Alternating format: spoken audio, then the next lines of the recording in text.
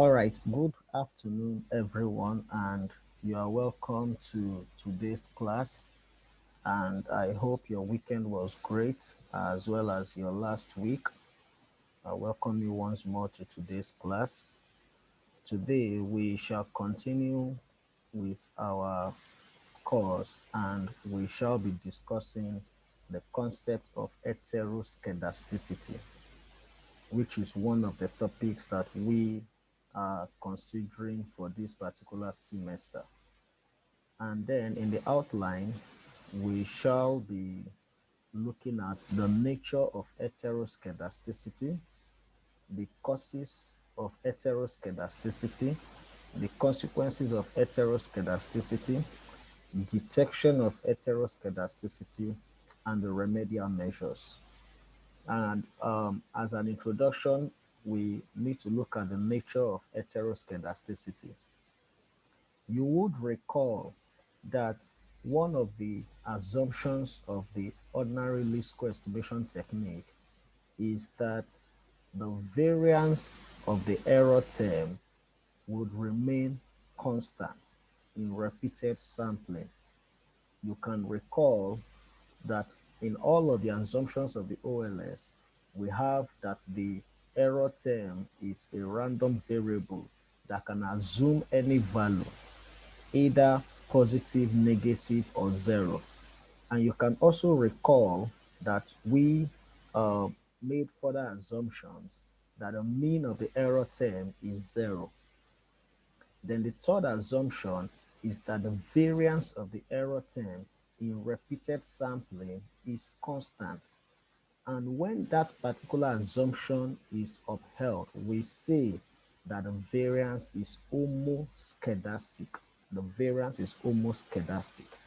As a matter of sharing with you, you would see from here that when we say that the variance is homoscedastic, what we are actually saying here is that the variance of my error term is homoscedastic.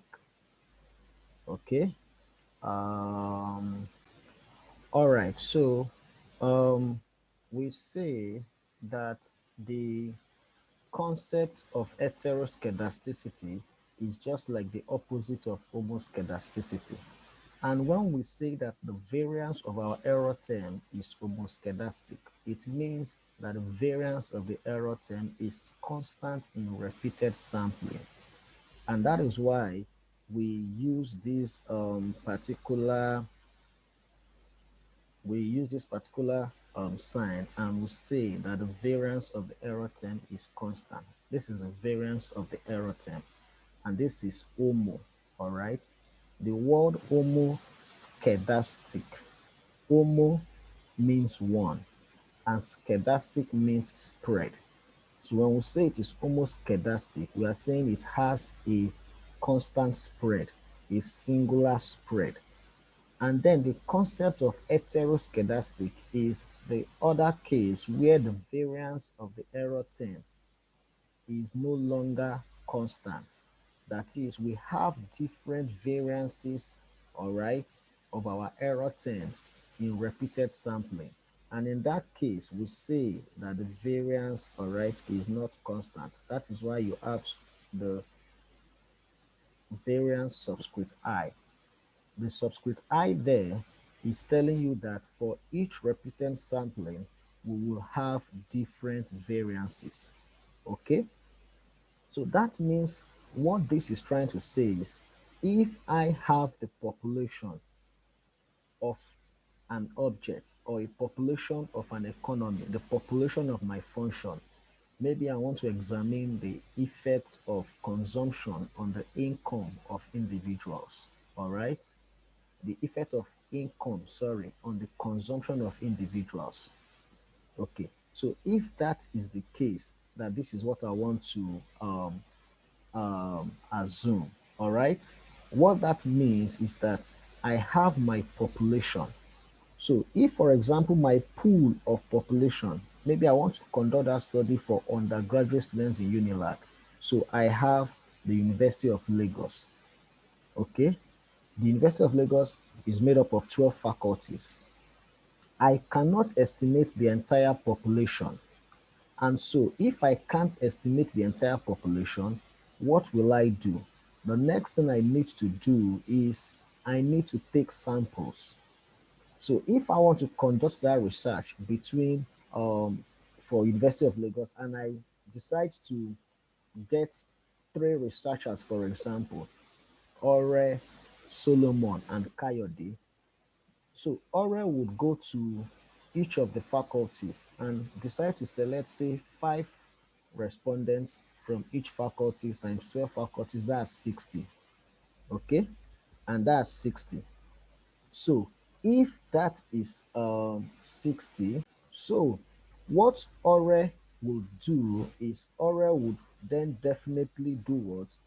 Would definitely take his our own sample from all the faculties. So Ore goes to Faculty of Arts, gets our own sample, goes to the Faculty of Environmental Sciences, Social Sciences. This is what Ore would do, and Ore will collect all our samples. Total of Ore's sample is 60.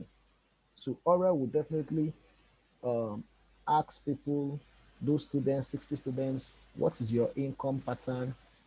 And what is your expenditure over a period, say 5 months, 12 months.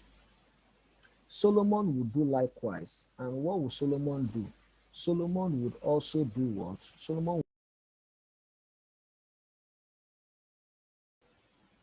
All right, so sorry for the other um, errors in my transmission. Okay, so as I was saying, I said that for your heteroscedasticity, we say that our error term is not constant. The variance of the error term is not constant. And just to portray what I was trying to say, I said the variance of my error term, okay? If it is homoscedastic, you just have all of this as the variance of your error term. And when it is heteroscedastic, what happens? That means I have different variances for different samples. And with that, it therefore means that if I have a population, for example, and I want to estimate the effect of income on the consumption of individuals, all right, of undergraduate students in University of Lagos. This is the whole of University of Lagos. And if this is the whole of University of Lagos, in conducting that study, we might decide to take or bring up three people, three researchers, Solomon, Ore, and Kayode. It therefore means that for Ore now, she would go to all the faculties in University of Lagos, 12 of the faculties, all right, and might decide to take 5 students per faculty. So if Ore samples 5 students per faculty, she goes to art, she goes to social sciences, she goes to management sciences, and all of the faculties. All right. If she goes to all of the faculties, she gets a sample of 60. Solomon would do likewise by going to all those faculties and also do what? Collate his own data and examine 60 students. All right. So what would Solomon do? Solomon would also do the same, going to all the faculties and ask them for their consumption pattern as well as their income pattern, records all of those details. Kayode would do same. Kayode might decide to sample 10 students per faculty, and that will give us 120 students. So Kayode goes to art, does the same, all right, and samples 120 students.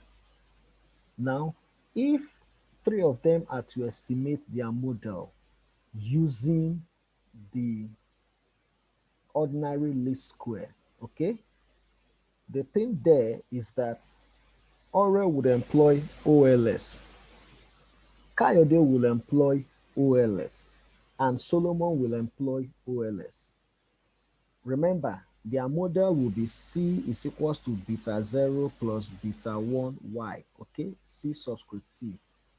That is, we're looking at the impact of income on consumption pattern. If that is the case, when Ore employs her own OLS, she would estimate her model and get a variance of the error term, okay? Remember that the variance of your error term is what? Expectation of what? The estimated error term square, okay? She would get the variance of her own error term. When she gets the variance of her own error term, she records it. Solomon will also do same and get his own variance. Same with Kayode. The assumption of homoscedasticity states that the variance that Solomon gets must be the same with the variance that Ore gets and must also be the same with the variance that Kayode gets. Why? They all got their samples from the same population and they employed ordinary least square. So what that means is that they employed OLS and sampled the same population, although their samples are different. But all of the sample is coming from the same population. They are all undergraduate students of University of Lagos. And as they are all undergraduate students of University of Lagos, definitely the sample that Solomon gets won't be the same with the sample that Ore gets. Solomon might interview 100 level students or 200 level, 100, 200, 300, 400. They are definitely not going to get the same sample because the day Solomon will get to administer his questionnaire is different from the day that Ore will do that. But provided all those samples are coming from the same population and they employed OLS, the assumption of OLS states that the variance of that error term in repeated sampling should be what? Constant. And that means that the variance that Ore got and the variance that Solomon gets, as well as the variance that Kayode gets, should be the same. When that occurs, we say that the variance is homoscedastic. That is the nature. But if that particular case scenario did not occur, then we would say that the variance is what? Heteroscedastic. All right? So that is the nature of what? Heteroscedasticity. So if that is the case, we say that heteroscedasticity is a scenario, all right, in which the variance of the error term is not constant. Okay? So, as an introduction, I said you can recall, as discussed under the assumptions of our OLS, that the OLS estimator is blue, of course. It is a best linear and unbiased estimator, all right? And for that blue to hold, the assumption of a constant variance must hold, okay? That is it. This assumption is known as the assumption of homoscedasticity. But peradventure, there are times whereby this assumption does not hold. And if the assumption does not hold, we say that our variance is what? Heteroscedastic. And what that means is that from the example I gave using Ore, Kayode, and Solomon's analogy, it therefore means that either the consumption pattern, if, for example, they estimate all of their models and generate their variance, the variance of Ore becomes larger than that of Kayode and Solomon. Then we say it is what? Heteroscedastic. The variance there is heteroscedastic, the variance of the error term.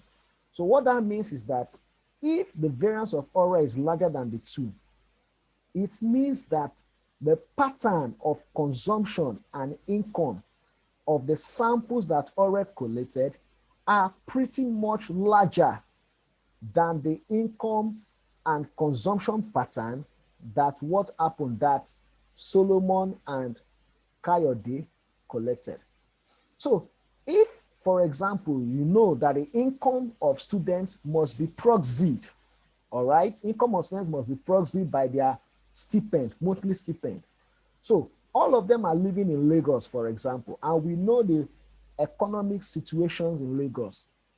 We expect that on average, each student's parents might give them maybe an income, all right, or a monthly stipend of say 20,000, 23,000, 30,000, 25,000, 15,000. That will be the range of the income. And their consumption will be dependent on that. But if the variance that Ore got by from our own estimation is larger than the variance of that of Solomon and that of Kayode,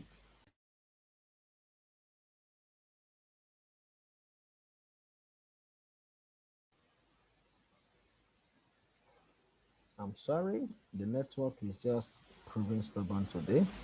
So if the variance, okay, of the error term that Ore got is larger than the variance of others, it means that the income and consumption that Ore collected are far higher than the income and consumption that Solomon and Kayode collected. That's the meaning, that's the implication.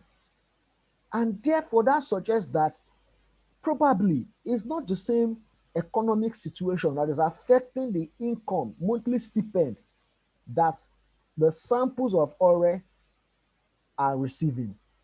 Probably it might imply that the samples, okay, that Ore collected, maybe their monthly stipend is 100,000, 150, and that suggests that there's an external factor that is determining the income of those particular people, which is outside the normal factors that should determine the entire population. That implies that the variance of the error term there is what? Heteroscedastic. If that is the case, it therefore means, okay, that, for example, convert all of these to consumption, assuming our savings is consumption, okay, you will see that these are different samples. Let's take this first one as a sample of who? Of Kayode. The second one as a sample of who? Ore. And the last one, sorry, the second one as a sample of Solomon, and the last one the sample of who? Ore. You will see that in the first graph, they all have the same density, okay? You remember in your year one, you must have been taught skewness kurtosis, okay? The pickedness of your distribution. We say it can be normally distributed. When it's normally distributed, all right, that is what? The pickedness or the kurtosis is 0 and 3, okay? You remember, and that is when we say it is mesocotic. If you look at for the first graph, the three of them, their densities are the same. And because their densities are the same, what happens? We say that the variance there of the error term is homoscedastic. That's the meaning. That means they all have similar consumption pattern and they all have similar income pattern. And that means their monthly stipend are coming from regularly the same source. Okay? The same family background. All of them are giving them 25,000, 20, 15. It hovers around that range. But look at the second graph. In the second graph, you will see that the first distribution is very high, higher than the other two. This first distribution, okay, is already what? Leptocotic, is very high. Remember, we have leptocotic, mesocotic, and platycotic. You must have been taught in year one.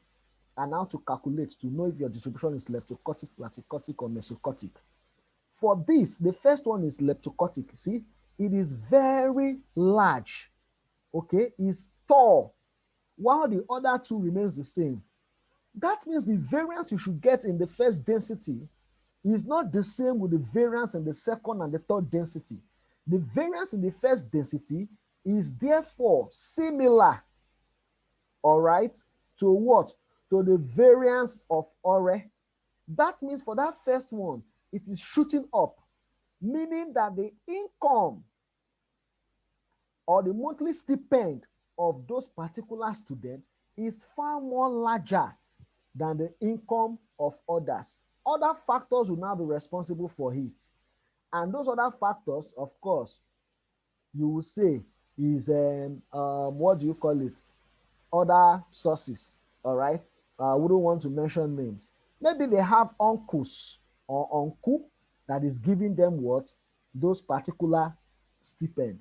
Or they have other sources that they are getting their monthly stipend from. So that is the nature of heteroscedasticity, okay? And that means it's a problem, it's violating our OLS assumption. Remember, the way I discussed autocorrelation, I said that autocorrelation is a problem. The same way heteroscedasticity is a problem. We need to understand what the problem is. Then we need to look at the causes of the problem. For example, a patient goes to the hospital, all right? What is the nature of your problem? I have headache, fever, I'm weak, body pain. What are the causes? It might be, oh, stress. It might be mosquito bite. It might be, oh, I ate food poisoning. It might be, oh, I went somewhere and then I ate in an unhealthy place. So that is the cause. We now need to look at how do we detect it? How do we test? We must test for it. All right? They conduct a malaria test or typhoid test. The same way we pattern that particular analogy to econometrics, heteroscedasticity is a problem. We need to understand the nature first. We've been able to identify the nature. The next thing is, what are the causes? How do we then detect for them? Be what? Homoscedastic. There are scenarios like that, okay? Scenarios like that, okay? And how, all right?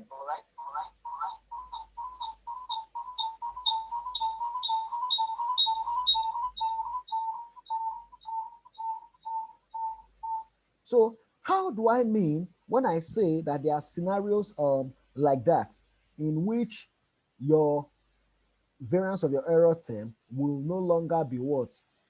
Constant. And I said following the error learning model, okay? Following the error learning what? Model. Let me explain what I mean by following the error learning model. Let me share my screen, okay? For example,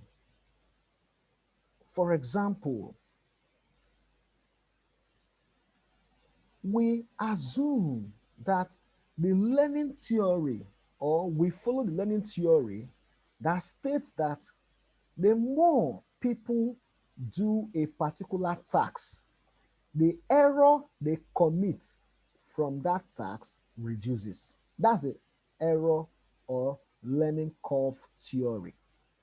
The learning curve theory says that the higher, okay, people actually takes up a task, the more frequent they take up a task, the lower the level of what? The level of errors they commit. For example, I want to examine the impact of income on an individual's consumption. That's my example. I want to examine that, the impact of income on individuals' consumption. So if that is my analogy, what I want to examine, let me take, for example, the income of a fashion designer. This fashion designer resumed work or started learning how to sew, okay, how to make dresses this January.